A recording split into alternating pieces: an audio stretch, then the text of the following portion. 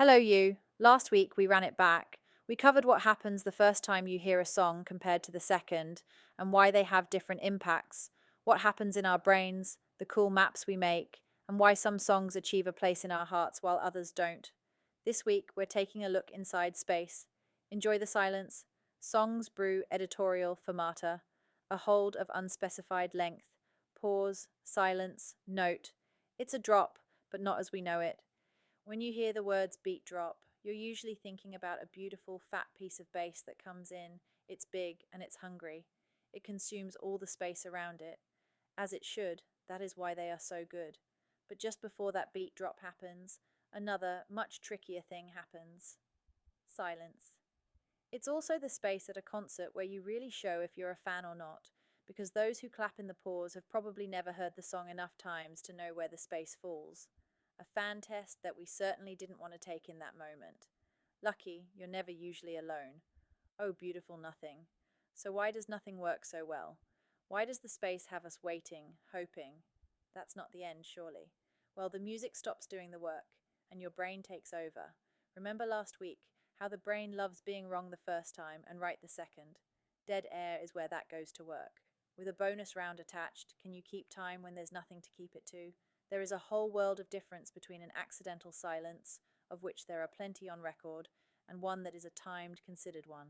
The gap is an accident. Dead air is a producer who knows you're holding your breath and decides to make you hold it longer. They know when to hold, how long for, and how to sculpt a sound. The trick is older than the gear, which is cool, and adds a new music word to your glossary, on top of the last few weeks. The anacrusis is just the pickup, the little upbeat that arrives before the downbeat, the intake before the bar properly starts. Composers have used it for centuries to make a room lean in. It's the breath, written into the score. The modern version is pre-roll silence, the bar of nothing dropped in right before the chorus. In this case, the journey and the landing are equally important. Longer journey, harder landing, right up to the point before you think the music is really over, or clap in a crowded venue. The skill doesn't sit purely in leaving the gap in the opening or at the end. You or I could do that. It'd be understanding how to cut one in the middle. Subtractive arrangement, you drop parts away before a section rather than adding to it. The ear reads the return as bigger even though nothing got louder. A very neat trick, and just another reason a beat drop has everyone bouncing. Keep in mind, loudness is relative. The same bass sounds quiet after a wall of sound and large after a bar of silence. The contrast does all of the heavy lifting here, which is why it only works if the track has dynamic range. A master squashed flat against the ceiling has no floor left to drop to, bringing us neatly back to crushed headroom.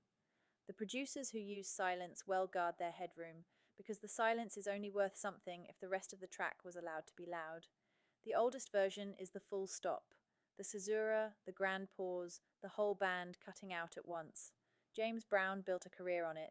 The band stops dead and waits while he decides when to bring them back. And the crowd, oh, we can't get enough of it, because music at this point is something we need. Then there's the air at the edges of a sound. Gated reverb lets a drum bloom, then cuts the tail to silence before it can decay. The trick behind that drum fill in the air tonight. 4 minutes of near-nothing softness before it lands. The choice to let a chord ring into nothing or choke it. Room tone left in instead of edited out.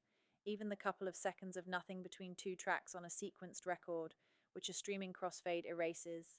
Or the reverse, the way Pink Floyd run Brain Damage straight into Eclipse with no gap at all, a join so seamless a shuffle wrecks it. Sequencing is production too, why it works on you and us and everyone else, almost. In a Nature neuroscience study, the brain released dopamine in two places at two moments while people heard music they loved. One at the peak, in the nucleus accumbens, as we covered on Run It Back, when the sound arrives. An earlier one in the caudate, during the anticipation, before the payoff sounds at all. The reward fires in the silence too. If a producer messes up this almost nothing, you know it's wrong the moment you hear it. So dead air isn't the wait for the good part. It's part of the good part. See you next Thursday. If you know some tracks with either a great beat drop or an excellent use of silence, leave a comment and let us know.